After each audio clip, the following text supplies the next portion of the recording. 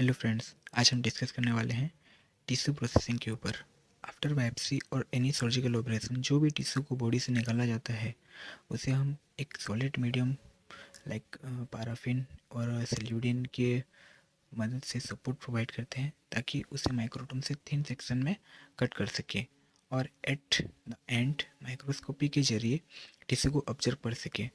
आइए जानते हैं विस्तार से। Aim of tissue processing: microscopic component को प्रिजर्व करके रखना, एक आइडियल साइज में टिश्यू सेक्शन को कट करना ताकि उसे माइक्रोस्कोप में ऑब्जर्व किया जा सके। अब बात करते हैं डिफरेंट स्टेजेस के बारे में। First of all, receiving and labelling of specimen. कोई भी टिश्यू लैब में आने के बाद पहले रिसीविंग और लेवलिंग किया जाता है। हम रिसीव करते वक्त पेशेंट का नेम, एज, टिश्यू ओरिजिन ये सब देखते हैं और उसके बाद रिसीव करके फर्दर स्टोरेज के लिए प्रोसेस करते हैं। अगर रिसीव करने के दौरान कोई भी मिसमैच दिखे तो हम टिश्यू को रिसीव नहीं करते हैं और सही इन्फॉर्मेशन आने के बाद ही हम उसे रिसीव करके फर्दर स्टोरेज के लिए प्रोसेस करते हैं। उसके बाद आता है फिक्सेशन। बॉडी से टिश्यू को निकालने के बाद जितना जल्दी हो सके फिक्सेशन किया जाता है। फिक्सेशन के जरिए हम टिश्यू को ऑटोलाइसिस, प्यूरिफिकेशन और अदर माइक्रोबियल एक्शन से प्रिवेंट करने के लिए फिक्सेशन का यूज करते हैं। और फॉर्मेलिन जो है वो वाइडली यूज होता है हिस्टोपैथोलॉजी के अंदर एज ए फिक्सेटिव। एक आइडियल फिक्सेटिव का फीचर क्या क्या होना चाहिए? एक आइडियल फिक्सेटिव ऑटोलाइसिस और प्यूरिफिकेशन से प्रिवेंट करना चाहिए। Shape size nearest to living shape size maintain करके रखना चाहिए और नियरेस्ट टू लिविंग कंडीशन में फ्रीजअप करके रखना चाहिए टिश्यू को। इजीली पेनेट्रेट हो सके टिश्यू के अंदर और ये नॉन टॉक्सिक होना चाहिए और कॉस्ट इफेक्टिव होना चाहिए। अब बात करते हैं ग्रोसिंग के बारे में। ग्रोसिंग में हम टिश्यू का सेफ साइज ऑब्जर्व करके यूजफुल पार्ट को कट करके ही रखते हैं। मतलब जो डिजीज पार्ट है उसे कट करके रखते हैं एक कैसेट में और मतलब जो अनवांटेड चीजें हैं जिसकी जरूरत नहीं है उसे हम डिस्पोज कर देते हैं। उसके बाद आता है डिकैल्सिफिकेशन।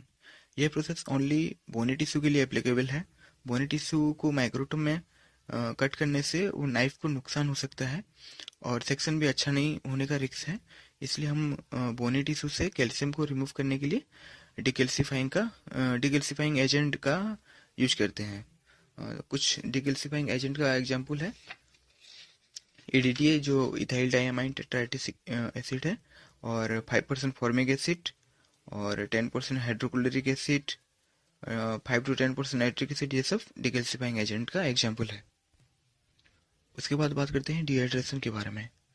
टिश्यू में वाटर प्रेजेंट रहता है जो कि पैराफिन के साथ नहीं मिल पाता है, इसलिए हम टिश्यू में से वाटर रिमूव करते हैं थ्रू अल्कोहल। हम स्टेप बाय स्टेप ग्रेडिंग बदलकर यह प्रोसेस करते हैं। और उसके बाद आता है क्लियरिंग। अब जैसे वाटर पैराफिन के साथ मिक्सेबल नहीं है, इस तरह अल्कोहल भी पैराफिन के साथ मिक्सेबल नहीं है, इसलिए हम वाटर निकालने के बाद अल्कोहल को भी निकालते हैं और इसके लिए क्लियरिंग एजेंट का यूज करते हैं। तो हिस्टोपैथोलॉजी में वाइडली जाइलिन ही वाइडली यूज होता है as a clearing agent. Otherwise toluene, chloroform ये सब भी यूज होता है एज ए क्लियरिंग एजेंट। उसके बाद आता है इनफिल्ट्रेशन। क्लियरिंग के बाद हम पैराफिन को 54 to 60 डिग्री टेम्परेचर में हीट करके इसको लिक्विड फॉर्म में कन्वर्ट करते हैं और टिश्यू को उसके अंदर प्लेस करते हैं ताकि हम टिश्यू में से जाइलिन को रिमूव कर सके। और यह प्रोसेस से जो अंदर टिश्यू के अंदर जो फंसा हुआ है जाइलिन वो निकल के उसकी जगह पैराफिन ले लेता है और इंटरनली पैराफिन सपोर्ट करता है टिश्यू को, सपोर्ट प्रोवाइड करता है। इनफिल्ट्रेशन के बाद आता है एम्बेडिंग। हम बात करते हैं एम्बेडिंग के बारे में।